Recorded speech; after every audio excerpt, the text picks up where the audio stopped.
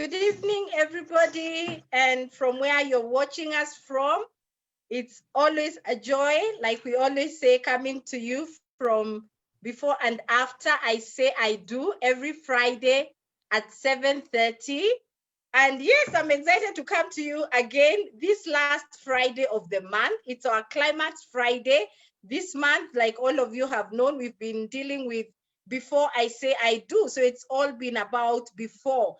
And it's been about don't stop living, you know? The many times when we are single and you're looking forward to one day saying I do, at times things are not working, or maybe it's taking longer, like our discussion for tonight. But then our theme has been Don't Stop Living.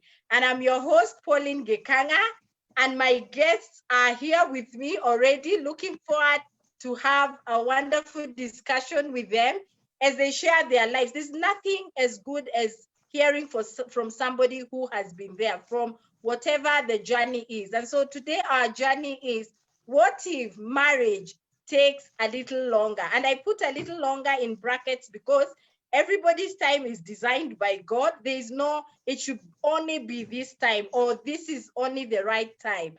And so I have my guests over, and I want to request them to say hello to the viewers and may introduce themselves. And I'll start with ladies first. So, Daktari. Sorry, let me unmute you. Let me also unmute myself. Okay. Yes, thank you very much, Pauline, for having me in your show this evening. It's such a joy to be here and to share this journey before and after I do. My name is Dr. Bertha Kaimenyi, and I am glad to be here this evening. Wow, wonderful. And we'll definitely get to hear a lot more about her life as we dive into the topic. Yes, Canon, over to you. Thank you, Pauline, for having me on this show. I've heard a lot about the show, but thank you for having me tonight. My name is Rev'd Canon Peter Adolwa. I am a pastor at Christ Church Westlands, where Pauline goes. So yes, and thank you, and even the viewers that are watching. Wow, thank you very much, Canon. And I'm sure there was a little breakage on your internet side, but yes, and he said it. I actually need to say this, that this is actually my vicar. So it's really humbling to host my vicar on stage to share such a vulnerable, topic. And so when he agreed that he could go through it, and I was really honored. And so, yeah, it's my pleasure to have Dr. Bertha and Canon Adolwa sharing with us. Now, let me start with you, Canon. Tell us about growing up, you know, as a young man, a young boy, and then a man, of course. When did you aspire? How did you think about marriage? And when maybe did you aspire that at this time, maybe I want to have a wife? Okay, I think mine was a little different from most of the people I grew up seeing. I think many people who know my stories, you get to discover that I grew up in the Christian Union. So we are some people who are Christian Union people. Actually, again, when I was 10, grew up in a very strong family. My mom is very, she's going to be with the Lord, but she's a prayer warrior. We also grew up under brought up under very strict Christian teaching and just knowledge, but also just a young man. I think one thing that really shaped my life is the teaching and the counseling, guidance, the constant as people who are under patrons. Of course, the biggest thing was marriage was not the thing that was ever, anything, girlfriends, boyfriends, that was the very far from us. I mean, those were real strict conditions. When I look back, I realized that, that kind of conversation can, of course, push you inside of looking at things.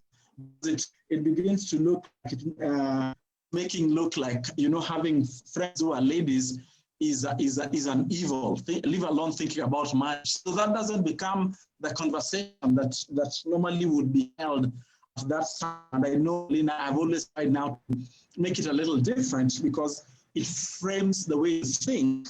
And so you work hard to single, to the gospel. And you know, after a while, you know, when you're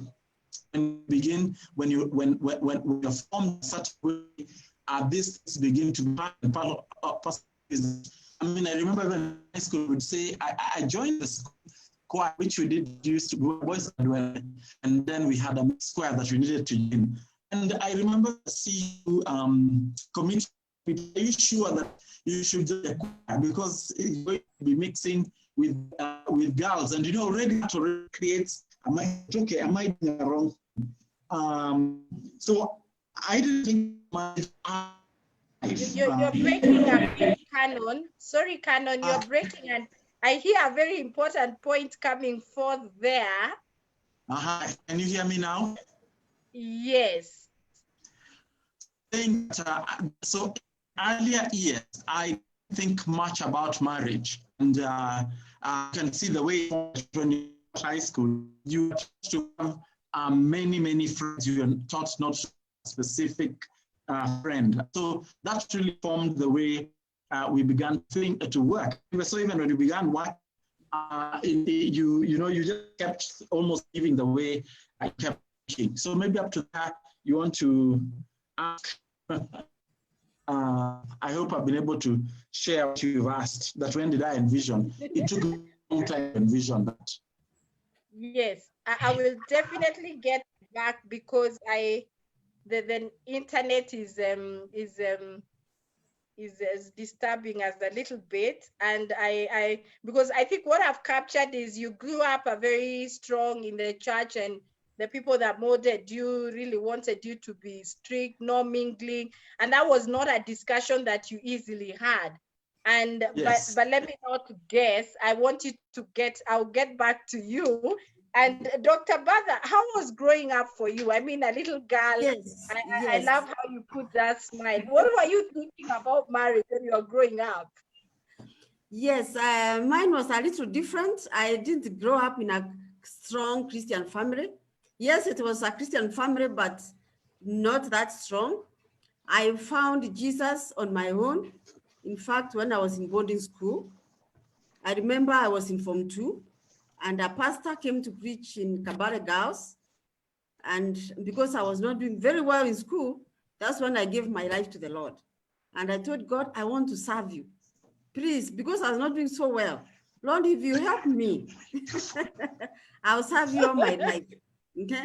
Yes. So my desire was to serve God with my life. Okay? And as I grew up, went to the university, you know, I was telling God, yes, if it is your will for me to get married, it's fine. But if it is not, I want to serve you. So we and my friends, especially where I lived in the village, in high school and university, would meet and talk and laugh, you know. So, but boyfriends, the relationship during my time was not a thing that was embraced by parents, okay? And if you had a boyfriend, it would be very secretive, okay? And for us in our fellowship, and especially with my friends, when we went for retreats, you know, boys were apart, you know, we were not around to be close, okay? Yes. And even for us during that time, our spiritual life was so strong that being very near a boy was a big sin, okay? In fact, when we went for retreats, we would sit in different row. I mean, yes. There's different side of the church, and the girls and the boys on different side, okay? So even when we went for lunch, being very close to a man, and you know, we always thought that having sex was a big sin. So if a man touched you, you feel like you are pregnant. Yes. You know, because of the way that was valued in the village, that if the villagers saw you walking with a man, oh, they would rebuke you. Okay? Yes. And so you come from church straight to your home. Okay? I know if we dread a bit walking from church to the house, we would meet my father standing on the door. Okay? And you'd ask us, where are you coming from? What time should you be here? Okay? Yes. So our home was very strict about where you should be and whom you should be with. Yeah. So it was very categorical that by 6 you should be at home. And if you're not at home, even if you got drained for other reasons, maybe the car was slow or anything, you know, our parents always suspected, okay, that we were out there looking for boys, which was not the case. Which was not the case. Because for our parents, looking for boys is after you finish school and you have a job. Yes, yes. And you know, my father would always tell us, okay, you know, I want to know where you are when you go out from this house. Okay. So you have to explain where you are all the time. Okay. So at what time then would you say, was it in high school? In high school or college? When did you say, when would you say you started thinking, maybe I would want to get married? No, I wanted to get married in high school. Of course, it was in my prayers at the university. Okay. And at the university, I really told God, I would like to get married. That desire for marriage was there. Okay. Although it was not openly expressed. Okay. You know, because those are not things you need to talk about. For my parents, school was key. Okay. Well, my father was interested, and my mother is, you go to school and you do well. So any other discussion will not be entertained. But of course, as an individual, and God has put those desires in us, I would think about relationship. And when I attend people's weddings, I would desire also one day I'll get married. You would get married. So the desire was there, but the expression of heart was not there. All right. Yes. Okay. So Canon, I hope now the internet should be a bit better. If you don't mind, take us a little bit. Just tell us a bit about what you shared earlier, that how growing up for you was, what was inculcated in you about relationships. It's interesting. It's very similar to what Dr. is saying. You know, because the issue was that you are told very categorically when you're young, you focus on schooling. And for some of us who are very obedient to your parents and then the Christian upbringing, that becomes very important. In fact, it's the one that you strived towards, and you did everything in your capacity to stay the course, so that you're saying that even to have a girlfriend was not the conversation that have been had anywhere. Now, of course, that begins to, so because of the same, you will get married when you will start thinking about these things when you finally get a job. But of course, when you finally get a job, it's not like you are even ready yet, because you know when you get a job, you're still staying possibly with your parents or with your brothers. And so you see, and you're still preparing to get ready. So the desire to be married is there, because you know that's where what you need to do, but your formation is so strong in saying, look, you need to remain in this particular wavelength. So by the time that you're now beginning to say, okay, now I feel that I am beginning to get ready. Sometimes you don't even feel like you're ready, especially because of the standards that you're having. But it's just time keeps moving. But the desire, of course, you know that people, you go to school, you finish school, you go to college, you get a job, then now you get married. But human beings are not mechanical. Human beings are beyond that. So if you form this thing, it's not like one day you just wake up, switch another light. Yeah, maybe that. I hope that is a little more clear than earlier. Yes, that is definitely much more clearer. So then, okay, Dr. Bertha, now take us. So you're in university. Yes. So when would you say, take us through your life of maybe a relationship? Did you have relationships then? How did that go? Yes, when I was at university in Balaton, we were friends whom we had relationship as we were doing homework with of course, with the opposite sex. So we generally had friends, but not when you say boyfriend or girlfriend. But when I went to do my master's, then that's when I remember I had a boyfriend, and we finished. I finished my master's, and I was doing my PhD. We wanted to get married. Yes. Okay? And for me, I had my principles.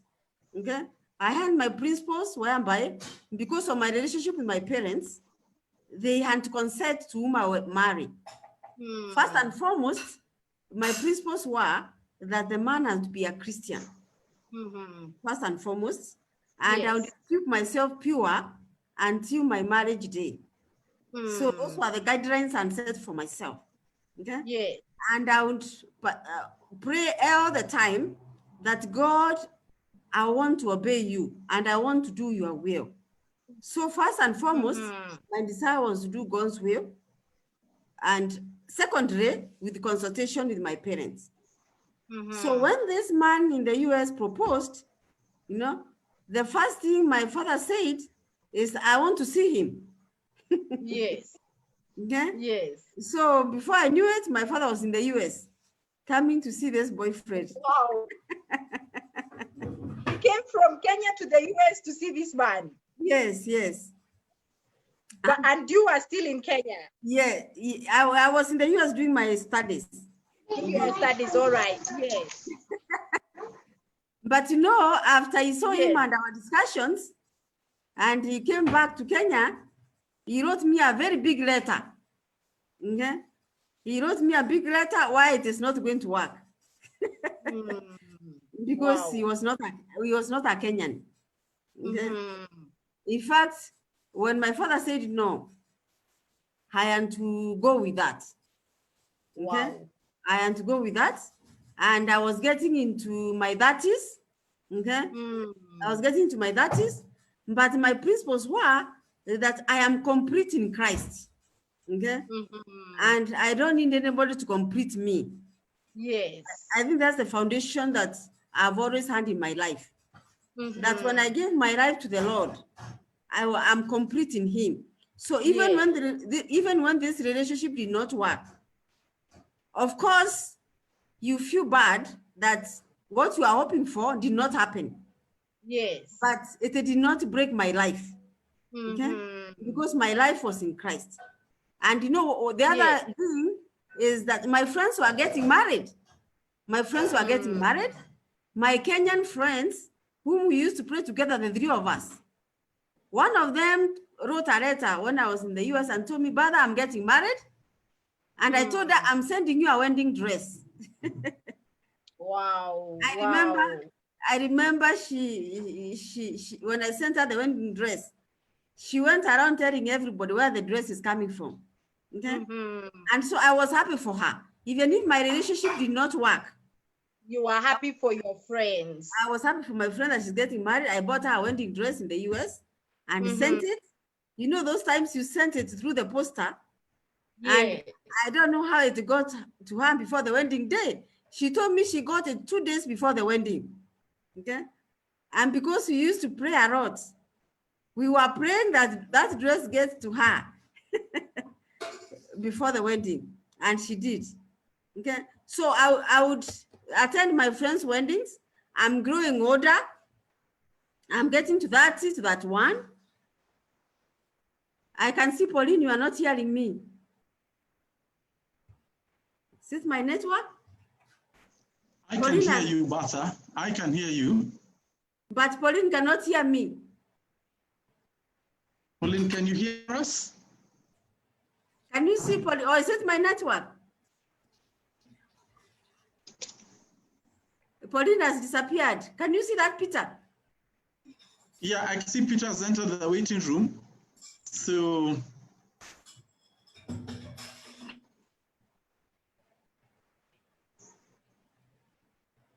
she has I cannot see her. Me too. I can't. Okay, she's there again. Okay.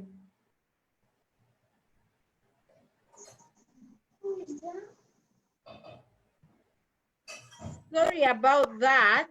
What happened? Okay. It is raining. It is raining here. It is also raining here.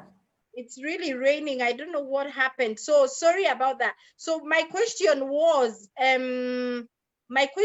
Dr. Bertha, how was that? Your dad telling you that he doesn't want this relationship and you go by it. What made you take that so easily? Why didn't you continue pursuing it? The reason why it was not easy for me to accept it immediately when my father said that. Yes. Because we wrote letters to and fro. Yes. And I was trying to tell him, this is my choice, this is what I feel. And my father would write back. In fact, I have a file. I have a file of my father's letters Yes. on that matter. Okay. And they're trying to convince me where somebody from another country, it cannot work. And telling me since this young man wanted to come to Kenya, and he was saying, if he didn't want you to go to his country, yes, I would agree. You know, my father is from the old school. Okay, all right. The old school that men are the ones who marry women and not women marrying men. Okay. So he's from that school of thought. Okay. Wow. That is, and of course you knew that your dad wished the best for you. And yes, so and he told me in my letters, he told me in my letters how much he loved me and he wanted the best for me. So actually what he said, that I should come back to Kenya, we discuss. Yes. If after coming to Kenya after a few months, I still feel the same way, then I can go back. Wow, that was really assuring. And that time you're getting to your 30s. I will get back to you on that bit because I imagine that is the time you really wanted to get married. That's right. Canon, tell us about, so you've gone to college, you're out, you're working. Tell us about your relationship life and when you realized, wow, okay, so when am I getting married? Now, as I said earlier, what happens is that when you come from college, so you really have just gotten a job, you're still trying to stabilize. You know, one of the things that, and then of course, you're still a Christian. Remember that you're serving big time, committed. And sometimes there's also still a confusion of if I start getting into a relationship, what will people think? And then the other thing that you want to do as a believer is to do what I saw many people doing, that they have this trial and error kind of thing. So sometimes you want to, being encouraged, still even after that, you want to know if you're in a group, you still get to know people together.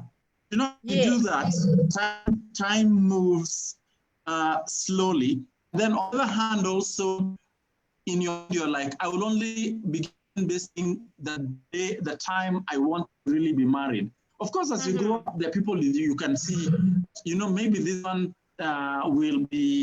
could be a possible candidate. But the thing you don't do when you're in a fellowship and you're a brother is to mention it or to voice it. You can only think in your head and you leave it there.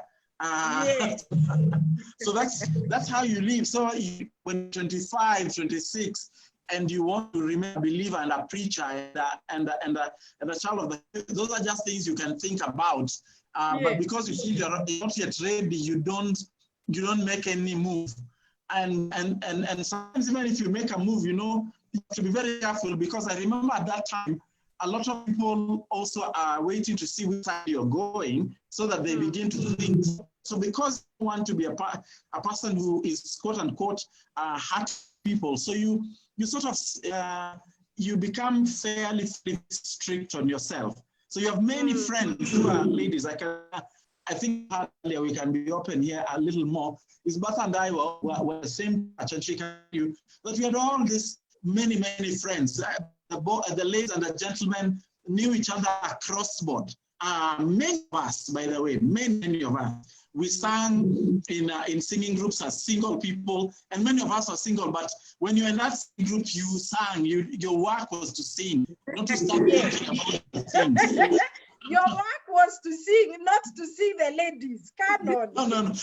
You saw for yourself and you kept it to yourself. And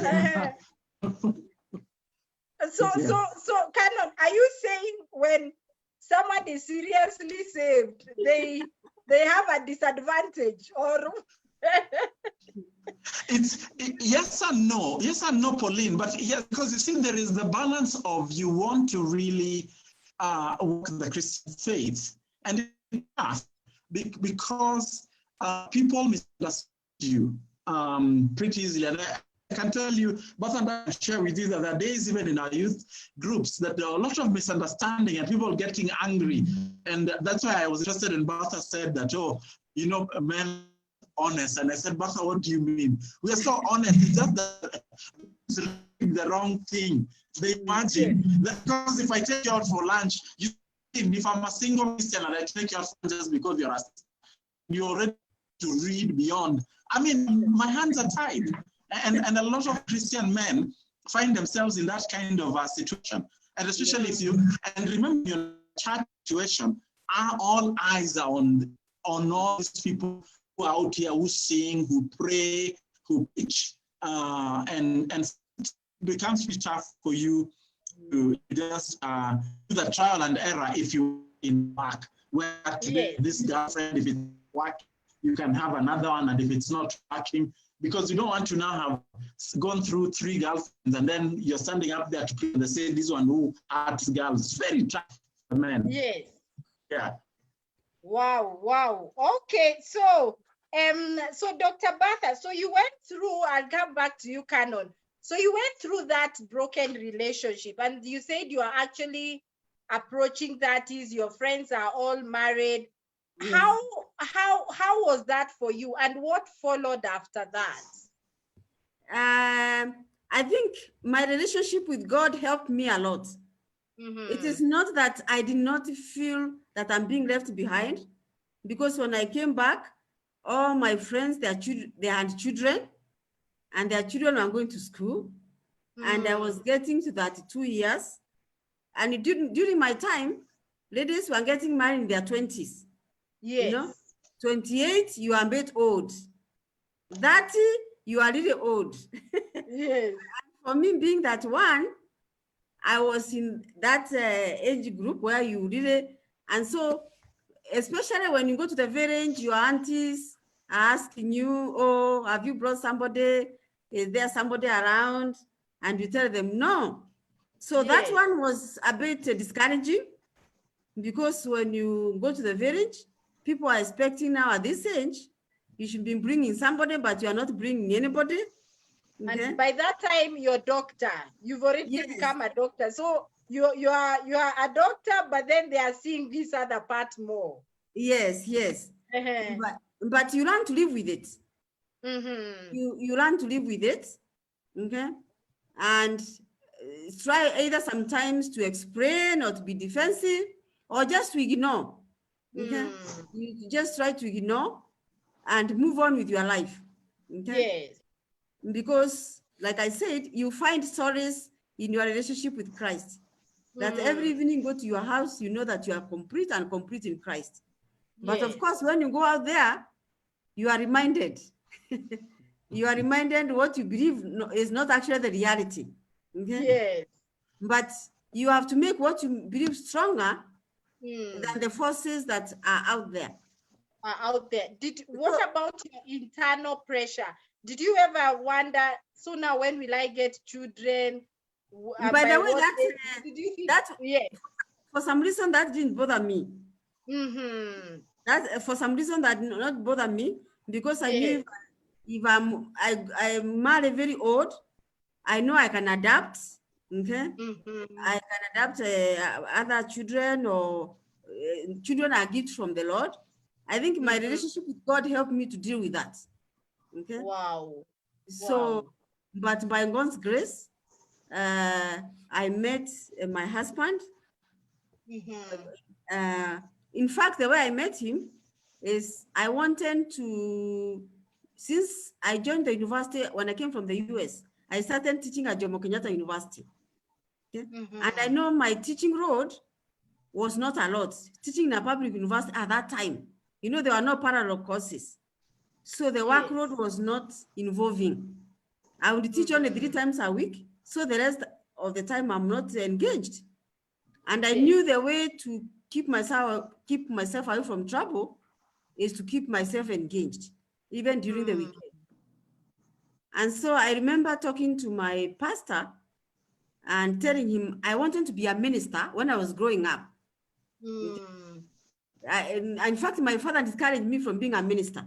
He told me women cannot be ministers. The best job for a lady is being a lecturer. That's how I ended up in education. But my pastor, Reverend Kiovara, told me, it's okay, you can be a minister even as a lecturer. Okay?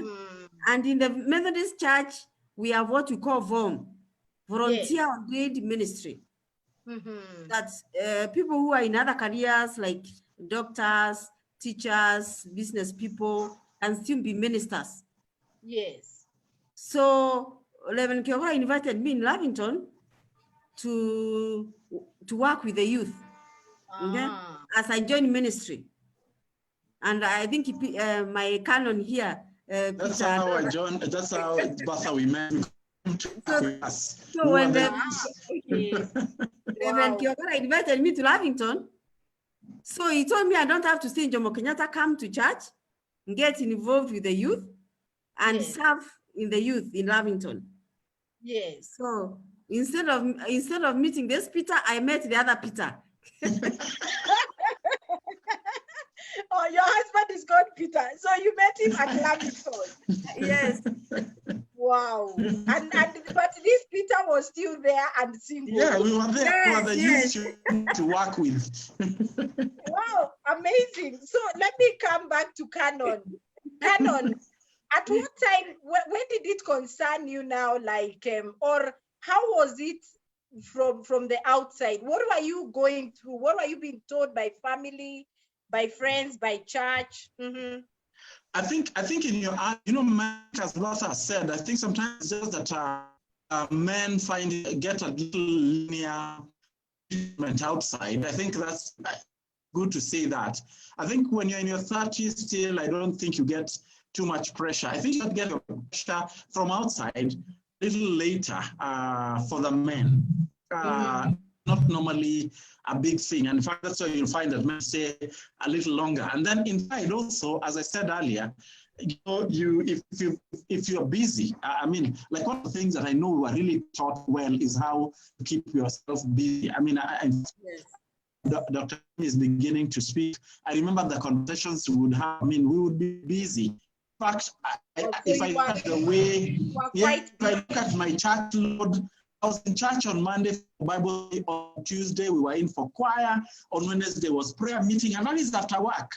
On Thursday, I don't know what we did on Thursdays, but I remember we did again practice on Friday. I was in even 2 choirs at the church that time. On Saturday, you still went in and practiced, and then were you running away from? No, that is how our life was lived. It was running. It's just the way you had grown up from CU days. Information is a very powerful thing.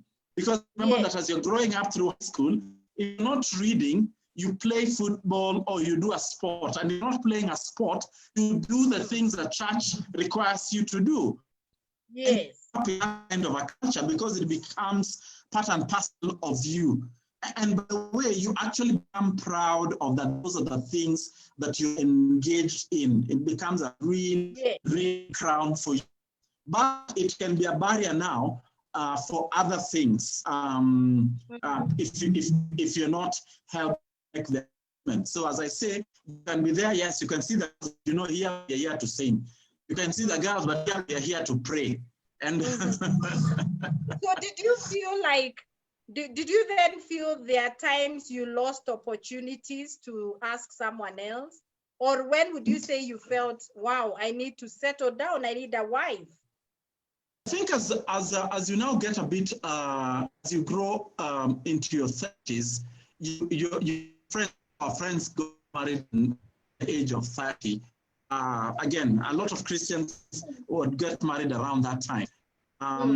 So like, well, I'm in the age group, so time will come that will actually get married.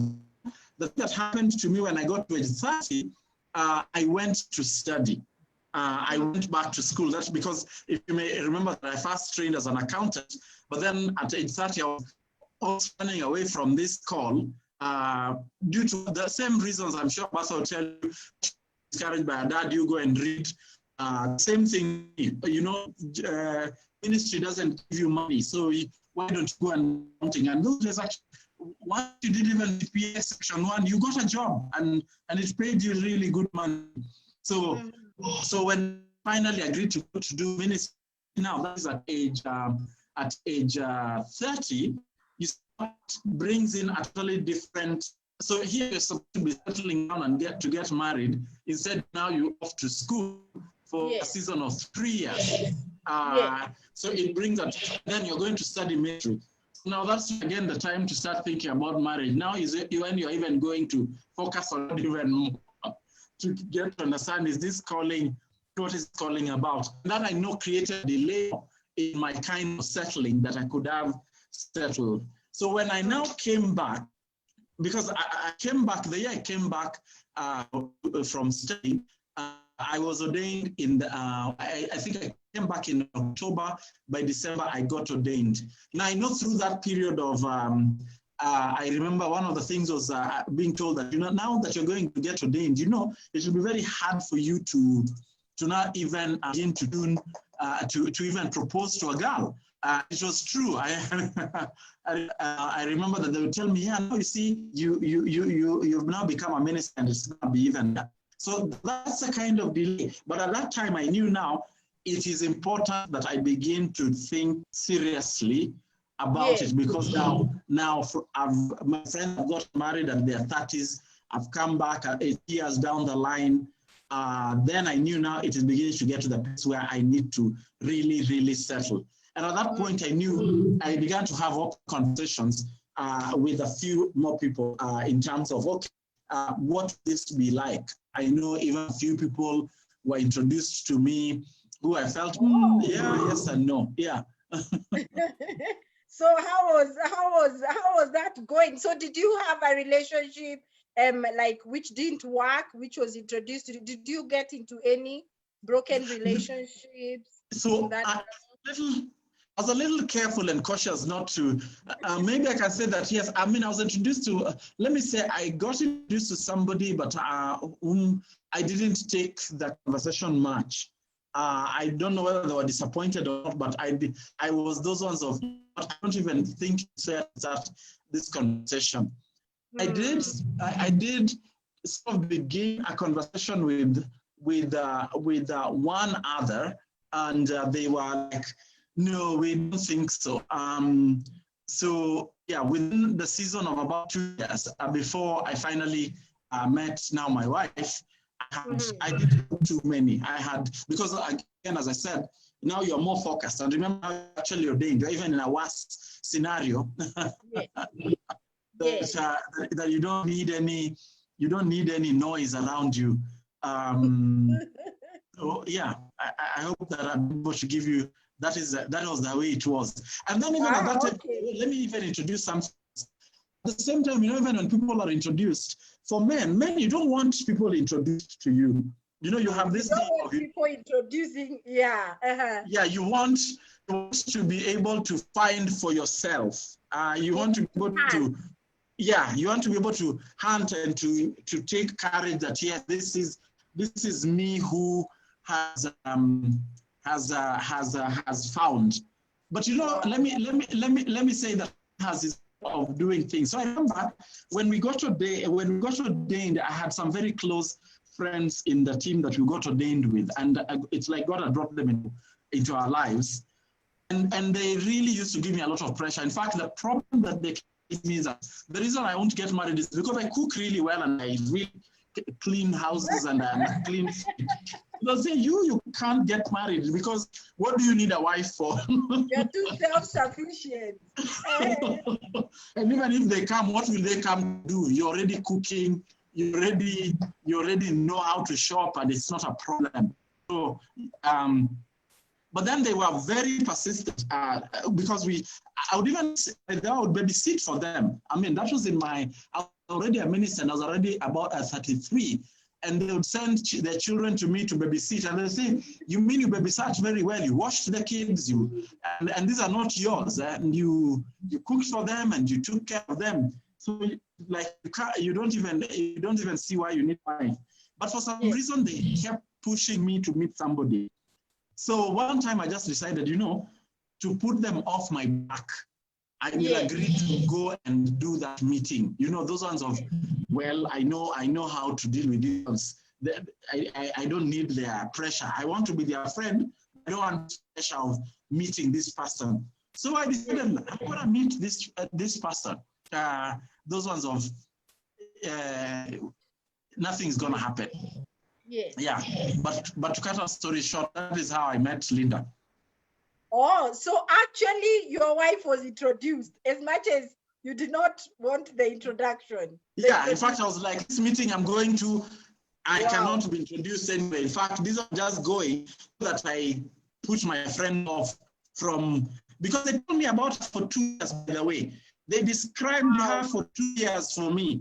But every time they described her is the more reason I decided I don't really think I can go that way. In fact, when because they told her who she is, they kept telling me how high caliber of a person she is. The more they said the standard, I said, me, I'm a simple person. Bertha will tell you that I really like to live a very simple life. I mean, what you see is what you get. And I'm like, I have no energy for, in fact, I say this story a lot. They told me that, she's a daughter of, when they told me who even her father was, I said it is a clear no-no. That doesn't fit my bill. Then they told me she's a pastor. Then they told me which kind of a church she had started. I said, in fact, it even made it worse. And so I knew this meeting going, knew it will not happen. It was I was sure it will not succeed. But as God would have it, that was the total effect when I arrived. That what I found was not what I was thinking. And anyway, let me. Amazing, amazing. And by that time, Canon, because somebody, of course, is getting encouraged out there, were you now already in your late 30s? No, I was now I was already 35. You were 35. Okay. I was 35. And you got married. Actually 37. A year later? 2 years. Yeah, I got married. I got married 2 years. Okay, all right. So, Dr. Bertha, so you met Peter, your husband, and life began. How would you say, was it worth the wait? Yes, because I believe it was God's will. It was God's will. And like I said, we met in church in Lavington because he was like Peter said, he was the chairman of the youth. Yes. So when Reverend Kiogora told me I'll get involved with the youth, serve in the church, so I knew that this was a man of God. So that made my life very safe. And of course, yes. And of course, from the marriage, when I mentioned to my parents, they knew him. Okay. Oh. And he was my mother's teacher. That's the father of now your husband. Yes.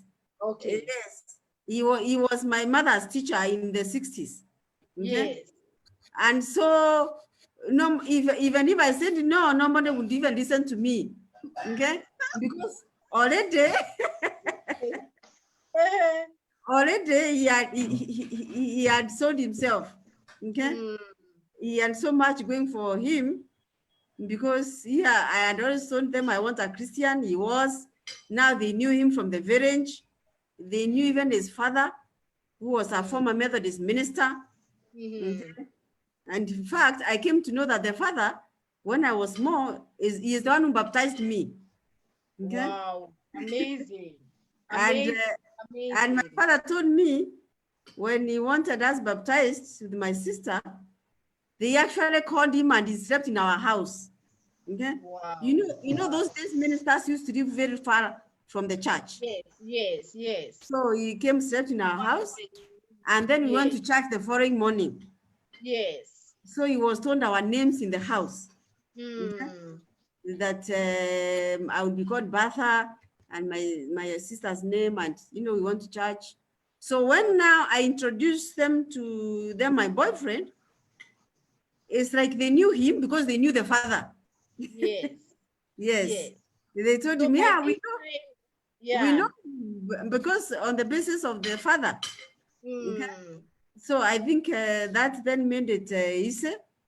Yes. And we got married. Yes, and we have 2 children. Wow. 24 and 22. Amazing. Getting And married at, you said that you already have grown-up children. Yeah. Like Peter says, they came to Meru, the choir, to sing.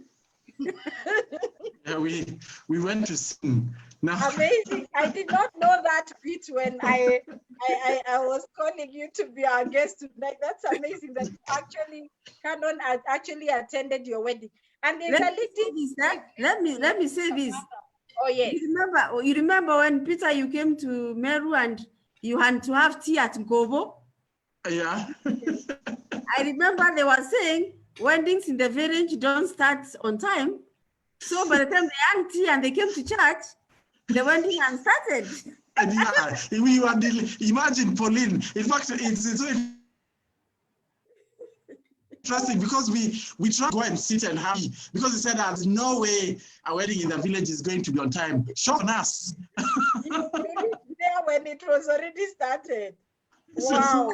But they got there on time. They were on time.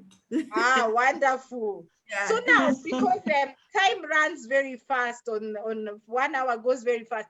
And there's a lady listening right now, Dr. Bertha, who is in her 30s like you are, and is already feeling like, now, of course, there's those things we are told, biological ones, oh, it's good to get a baby, children when you're in your 20s, when you get to 30, there are all those things and they're of concern. And so they're feeling marriage is delaying and it's causing internal stress. And of course, there's that external stressors that come from friends and family. What would you tell that lady listening? I think during my time, marriage would come when it comes. We knew it will come when it comes. Today, there's so much focus on it. So much focus on relationships. So much focus, do you have a boyfriend? Are you engaged? Today, there's so much focus of that. And so the pressure, if you're getting to your 30s, is a bit high, okay? But like I said, you have to know what your principles are. What are your values and your relationship with God, okay? So if that is clear, then it will help you take the pressure from outside. So if the pressure from outside is so much, you have to, I like what Peter Adolwa said. Peter was so strong that he kept his friends away, okay? He didn't want to listen to his friends. So once you have your standards, then you are able to keep those outside pressures away. You are not swallowed by what everybody thinks or what everybody says or by peer pressure, okay? It's better to be alone than to be in the wrong company. It's better to be alone than to be following people who are doing the wrong thing. Or you're forcing yourself into a relationship because of so much pressure. Yes. Yeah, so you must know your life is complete in Christ. And I keep on repeating that. You are not half because you're single, okay? You are complete, and the person who will marry you is also complete. So you are meeting 2 complete people, not half trying to complement the other half. It's not half meeting half. It's a complete person meeting a complete person. Okay? And even if you are single, you know the fact that God made so many women than men, it means some of us will not get married. Wow. Mm-hmm. So, you know, that's something that ladies must come into terms with. Mm-hmm. Yeah? That, yes, I want to get married. And God, if it is your will, bring the right person. Okay? But until then, I'm going to enjoy my life. Okay? Because your happiness does not come from marriage, Yes. or from a good job. Okay? Your happiness comes from a relationship with God.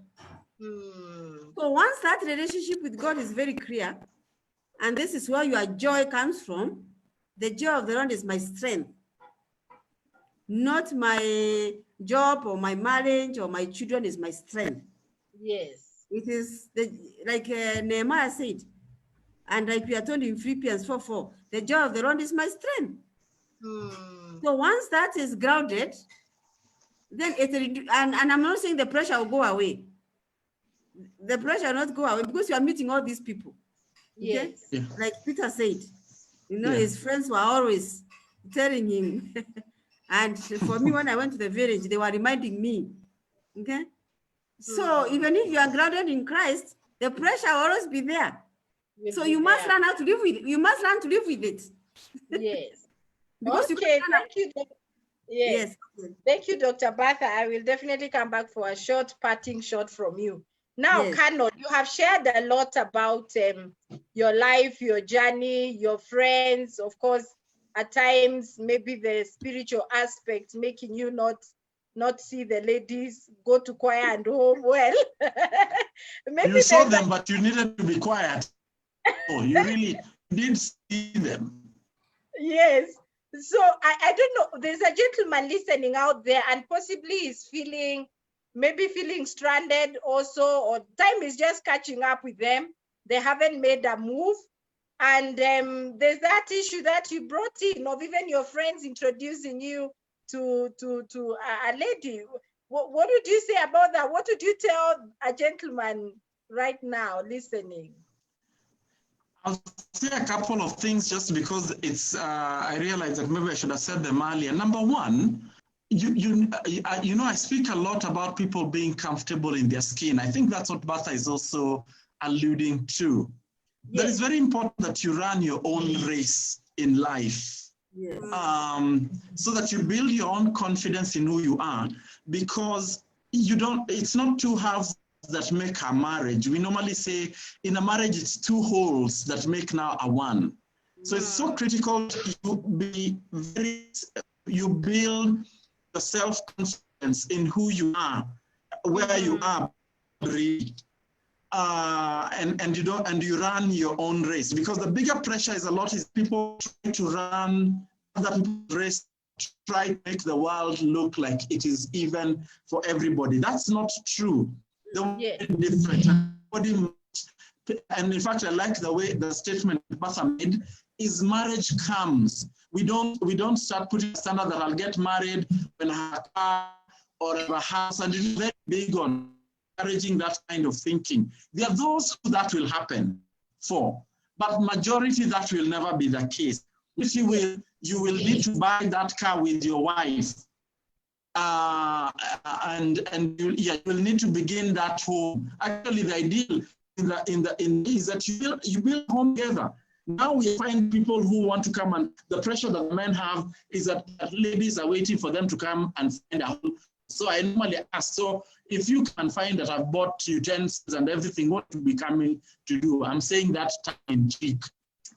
But we also are serious. So men have to be a lot confident. I can tell you that by the time now I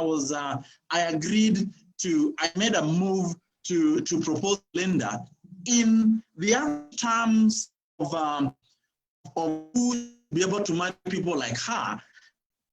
I had that prerequisite, a car that suits that, but I think we've made a lot of strides to make that settling. So I want free and the fact that you'll build each other together.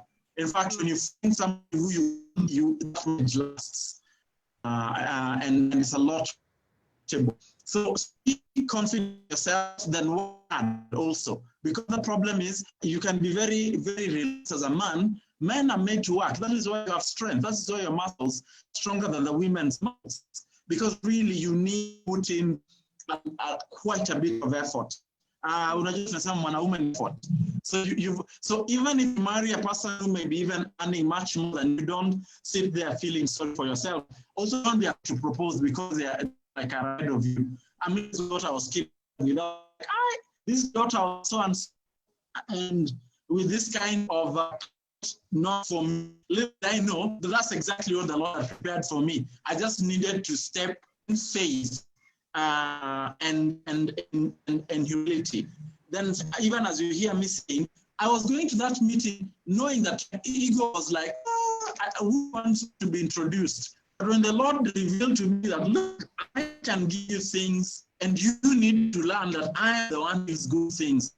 You can't get good things yourself because you don't know what is good for you. That's what I learned through this, what I covered. And it's not spiritual talk.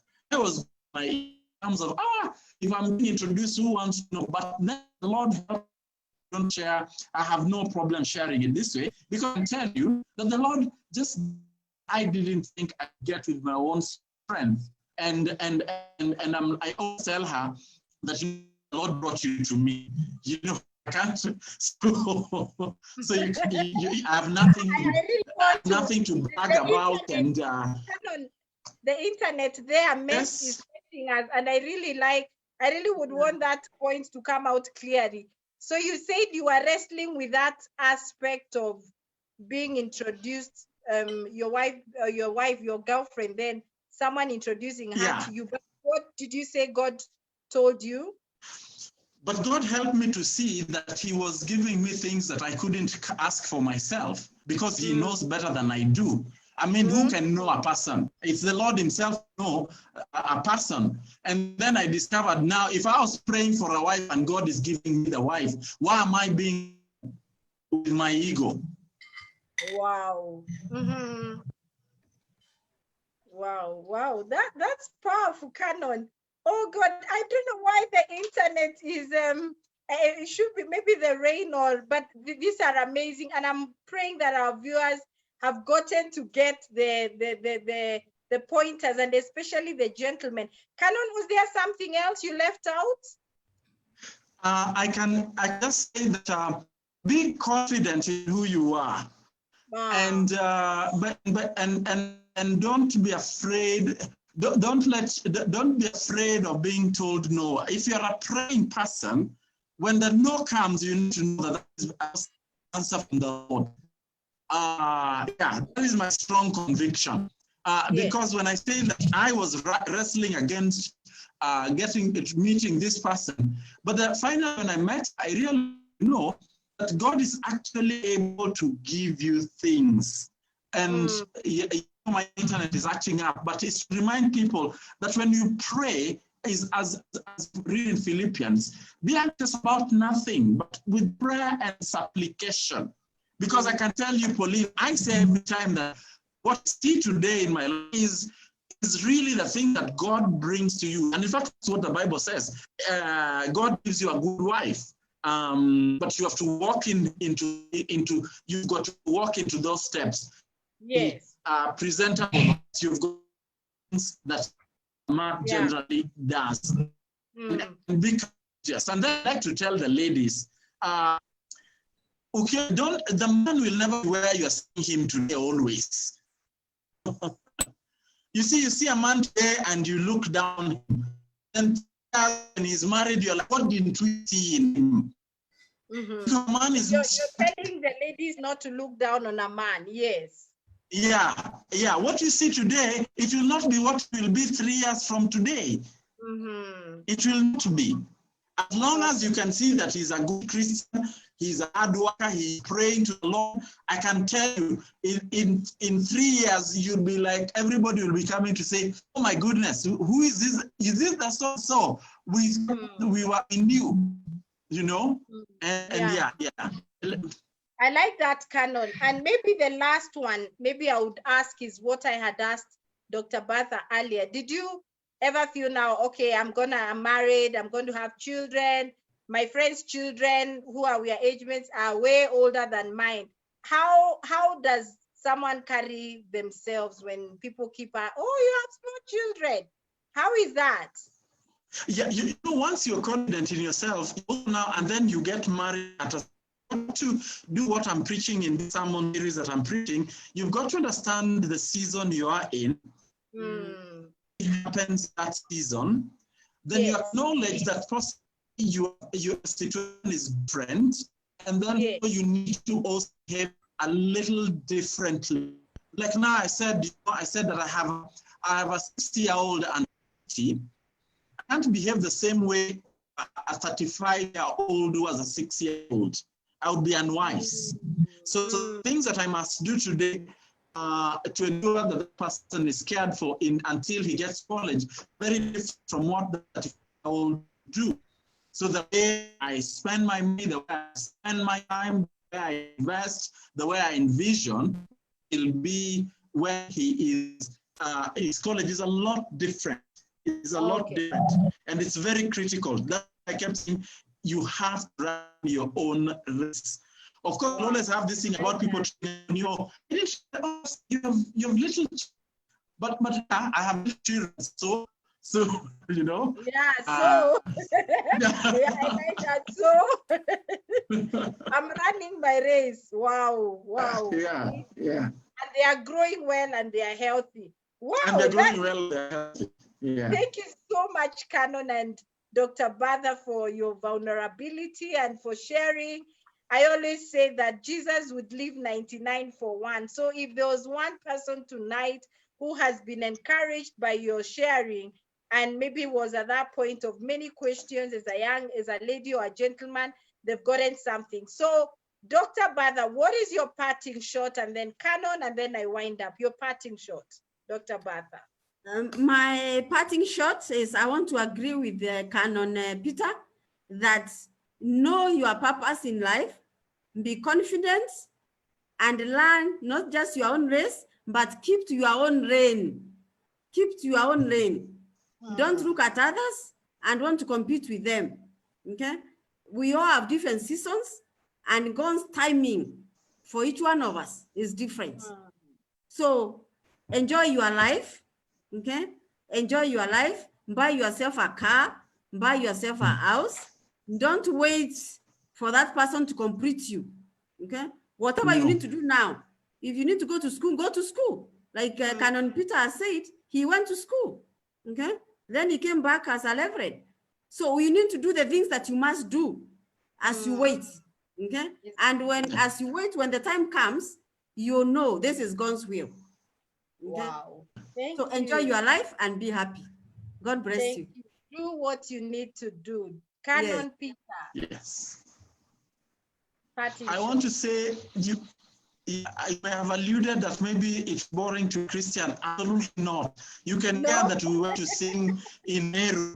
We were having breakfast and getting late to get to the wedding. You can know we enjoyed that tea big time. You can be sure. So read when you're occupying. Remember, every day is so important. Yeah. Just make use of the day. Read a book. Go and jog. I mean, I'll tell you that I will tell you she's always jogging, and I know she enjoys. She doesn't mind whether people, even when it's gonna rain, with her umbrella, because she's running her own race. It's not what people say. You got to live your life to this because the Lord has given us a lot. And then I keep saying, if it is a little house that you live in, please live in that house fully. Don't be thinking about those who have a balcony and green grass outside. It is for them. You and this you have. It's powerful. But believe God, and as you say, for both them, believe God, the things that you need to do, and there are many. There are many good things that need to be done to occupy and the universe. So I talk and on. You can see that's a passion both Bertha and I talking about this kind of living, because that's really how we live, and we feel I don't regret all the years I sang. Don't. Wow. And, yeah. Wonderful, amazing. And yes, I'll definitely get Dr. Bertha to come and talk to us about happiness. I know she posts a lot about happiness revolution. We need to be happy. And thank you for both attesting to we need to know the season we are in, everybody to run their race, do what you need to do. There was just so much. And for the technical, I'll try and put up some points from Canon Peter, especially because of the times we broke on the internet, or probably have him interviewed also separately and put it here, because there are points maybe which were quite powerful we could have missed, but I'm sure our viewers are saying they've gotten. And maybe I can just read one from Mrs. Muturi. This is Bishop Muturi's wife. She was listening in, and she says that she also got married when she was going to her 30s, and she's saying, listen to God, not to people. I thought that was really powerful. So yes, people will always be there. They will talk because people must talk, but listen to God. And that is what is important, because he's the one who knows your future. So don't stop living. We have climaxed very well with wonderful guests this month, and we look forward to starting a new series next month on After I Say I Do. Keep it on our page. We'll be putting to you the theme for our next month. So Dr. Bertha, it was a pleasure hosting you. Canon Peter, my vicar, it was a pleasure hosting you this evening, and for being vulnerable with your lives and sharing even deep things that are not easy to share. You are able, you're open books that people can see that you're happy and you have a lot to share. So I've been your host, our viewers, Pauline Gikang'ah. Until next Friday, 7:30, God bless you. And from us here is bye-bye. Bye-bye. Bye-bye.